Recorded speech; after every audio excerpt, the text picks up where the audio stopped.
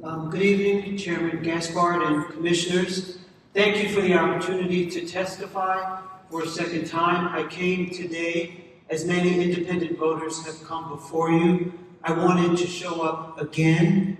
As you know, independent voters are excluded from voting in primary elections in New York City, and we want to show up to advocate for equal voting rights. For many independents, their political independence carries great meaning. For me, it is such a courageous example of political independence as Dr. Martin Luther King Jr.'s independence of the Democratic Party and President Johnson when he spoke out against the Vietnam War.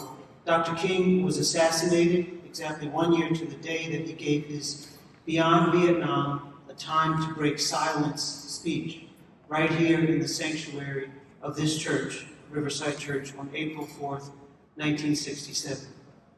The late attorney Michael Hardy, who was Executive Vice President and General Counsel to the National Action Network, co-authored a 2019 law review article entitled, "Let All Voters Vote, Independence and the Expansion of Voting Rights in the United States." And I would like to submit this law review article for the record.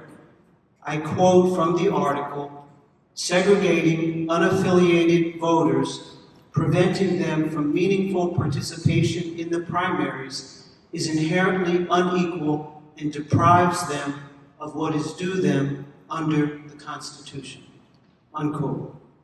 Young people are registering as independent voters, and I believe we should let them, as well as all unaffiliated independents, vote in New York City primary elections.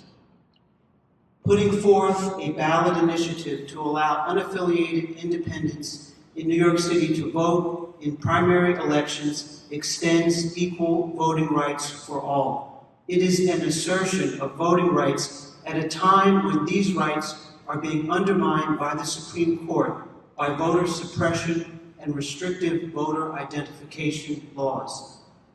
I call for a simple initiative that would give unaffiliated voters the right to vote in New York City primary elections.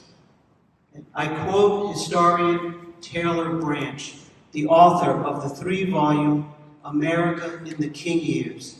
"Every ballot is a piece of nonviolence, signifying hard-won consent to raise politics above firepower and bloody conquest. The whole architecture of representative democracy springs from the handiwork of nonviolence." Thank you. Thank you.